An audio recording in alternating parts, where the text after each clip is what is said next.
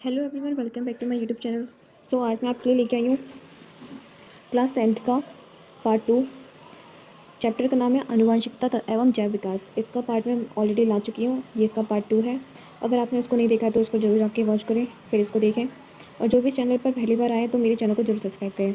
आइए हम आगे की तरफ बढ़ते हैं। तो मैंने यहाँ तक करवा दिया था, अब हमारा ये नेक्स्ट हेडिंग चलेगा। मेंडल द्वारा अध्ययन किए गए मटर के पौधे के साथ बिप्यार्स विशेषक। तो पहला आता है लक्षण में तने की ऊंचाई। इसमें या तो लंबा होगा या तो बौना होगा। दूसरा आता है फूल का रंग, या तो बैंगनी या फिर सफ़ेद। नंबर तीसरा आता है फूल की स्थिति, या तो अक्षीय होगी या सत्य होगी। नंबर चौथा आता है फली का आकार, या तो फूला होगा या तो सिकुड़ा होगा। नंबर पाँचवा आता है फली का रंग, हरा या पीला। नंबर छठा आता है बीज का रंग, गोल या मुरझाया। नंबर 7 आता है बीज का रंग, पीला या हरा। और नंबर 6 पे था बीज का आकार, गोल या मुरझाया। आइए इसका फर्स्ट हेडिंग देखते हैं, एकल संकरण। एकल संकरण में देखिए इसकी डेफिनेशन दी गई है। मटर के दो पौधों के एक जोड़ी विकल्पी लक्षणों के मध्य क्रॉस संकरण को एकल संकरण क्रॉस कहा जाता है। उदाहरण, लंबे पौधे तथा बौने पौधे के मध्य संकरण कराया जाता है। तो एकल संकरण में देखिए मोनो हाइब्रिड क्रॉस, हमने लंबा पौधा लिया जिसको टी कैपिटल टी से शो किया, और हमने बौना पौधा लिया जिसको स्मॉल टी से शो किया। तो हमने युग्मक बनाए। हमने युग्मक कैसे बनाए, आइए मैं आपको यहाँ पे करके दिखाती हूँ। कैपिटल को हम इसके दो पार्ट्स में हमने डिवाइड कर लिया, और स्मॉल को भी हमने दो पार्ट्स में डिवाइड कर लिया।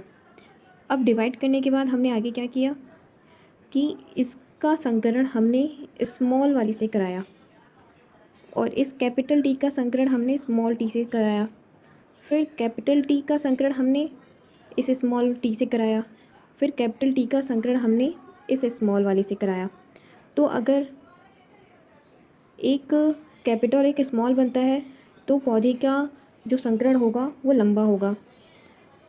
और ये सारे जो पौधे बने हैं, ये सारे पौधे लंबे बने हैं, क्योंकि एक जो टी है वो हमारा लंबे पौधे में आ गया है। इस वजह से तो ये सारे लंबे पौधे बने हैं। आइए एक लंबा पौधा तथा बौने पौधे का संकरण कराया हमने। लंबा पौधा मैंने अभी बताया था, अगर कैपिटल टी स्मॉल टी है तब भी वो लंबा पौधा कहलाएगा। बौना पौधा कब कहलाएगा? अब और एक बौना पौधा लिया, कैपिटल टी और स्मॉल टी, हमने इसका संकरण कराया। तो यहाँ पे हमने इसको दो युग्मक में डिवाइड कर लिया, capital T small T, capital T small T. तो कैपिटल टी ये शुद्ध लंबा पौधा बना, क्योंकि ये टी है, शुद्ध लंबा पौधा बना। कैपिटल टी स्मॉल टी लंबा पौधा बना, लेकिन ये शुद्ध नहीं है। नेक्स्ट देखिए, फिर स्मॉल टी और कैपिटल टी का संकरण कराया तो लंबा पौधा बना, लेकिन शुद्ध नहीं बना। फिर हमने स्मॉल टी और स्मॉल टी का संकरण कराया तो बौना पौधा बना। अब अवलोकन करते हैं। प्रथम संतति F1 पीढ़ी में सभी पौधे लंबे थे। F2 पीढ़ी में 3/4 पौधे 3/4 लंबे पौधे व 1/4 बौने पौधे थे। जीनोटाइप F2 3:1, 3 लंबे पौधे का अनुपात 1 बौने पौधा बना। जीनोटाइप मतलब 3 तो लंबे बने, लेकिन एक, यहाँ पे देखिए मैं आपको दिखा रही हूँ, 3 तो लंबे बने, यहाँ पे 3:1 का हुआ, क्योंकि एक बौना पौधा बना। जीनोटाइप F3 में 1:2:1 का हुआ। टी आइए मैं इसका अनुपात आपको समझाती हूँ, ये कैसे आया। इसका अनुपात ये कैसे आया, क्योंकि यहाँ पे होगा एक, क्योंकि ये एक लंबा पौधा बना है शुद्ध में। मैं आपको पहले बताया था, अगर कैपिटल है तो शुद्ध आएगा।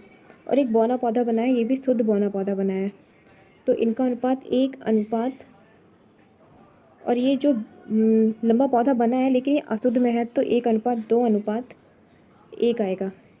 आई होप आपको ये समझ में आ गया होगा। इसका निष्कर्ष क्या निकला? कैपिटल टी व कैपिटल टी और स्मॉल टी दोनों लंबे पौधे हैं, यद्यपि स्मॉल टी बौना पौधा है। टी की एक प्रति पौधों को लंबा बनाने के लिए पर्याप्त है, जबकि बौनेपन के लिए टी की दोनों प्रति टी होनी चाहिए। टी जैसे लक्षण प्रभावी लक्षण कहलाते हैं, टी जैसे लक्षण अप्रभावी लक्षण कहलाते हैं। नंबर दूसरा आता है द्विसंकरण या द्विविकल्पीय संकरण, जिसे डिहाइब्रिड क्रॉस कहते हैं। मटर के दो पौधों के दो जोड़ी विकल्पी लक्षणों के मध्य जब क्रॉस कराया जाता है। तो हमने एक जनक पीढ़ी में देखिए, मैं आपको यहाँ पे शो करके दिखाती हूँ। ये एक जनक पीढ़ी है जो गोल और पीला है, ये झुर्रीदार तथा हरा है। जब हमने इसका संकरण कराया मतलब युग्मक बनाया तो आर वाई बना, एक का आर और एक का वाई। जब हमने इसका युग्मक कराया तो आर स्मॉल आर और स्मॉल वाई। तो F1 पीढ़ी में जब संकरण कराते हैं तो गोल और पीला बनता है। जब संकरण कराया तो गोल और पीला दोनों के दोनों बने। आइए अब हम इसको समझते हैं। तो यहाँ पे हमने युग्मक लिया है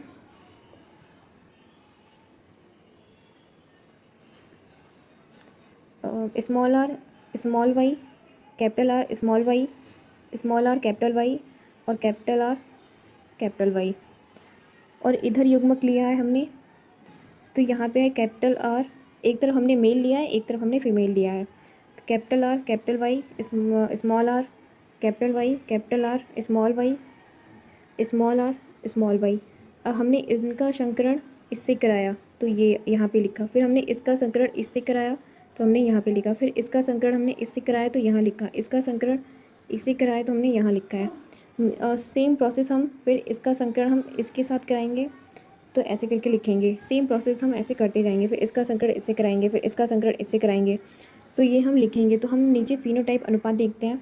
इसमें गोल पीले 9 बनते हैं, गोल हरे 3 बनते हैं, झुर्रीदार पीले 3 बनेंगे और झुर्रीदार हरे 1 जोड़ी बनेगा। ये मैंने अभी आपको बताया। तो अपने लक्षण अपने आप को किस प्रकार व्यक्त करते हैं? कोशिका के डीएनए में, जीन डीएनए की संरचनात्मक एवं क्रियात्मक इकाई है। सूचना स्रोत प्रोटीन संश्लेषण में, प्रोटीन विभिन्न लक्षणों की अभिव्यक्ति को नियंत्रित करती है, एंजाइम व हार्मोन्स को नियंत्रित करती है।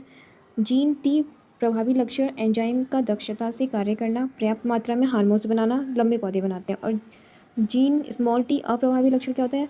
एंजाइम का कम दक्षता से कार्य करना, पर्याप्त मात्रा में हार्मोन्स बनाना और बौने पौधे। लिंग निर्धारण कैसे होता है? लिंग निर्धारण के लिए उत्तरदायी कारण कौन से हैं?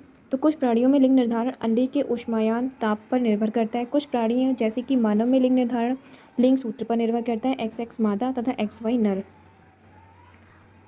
आई होप आपको मेरी ये वीडियो पसंद आई होगी, और जो भी इस चैनल पर नए हैं तो मेरे चैनल को सब्सक्राइब करें, लाइक करें। Thanks for watching my video. बस आपसे मुझे 50 सब्सक्राइबर चाहिए और मैं ज़्यादा कुछ नहीं मांगती। आप प्लीज़ मेरे 50 सब्सक्राइबर कर दीजिए। Thanks for watching my video.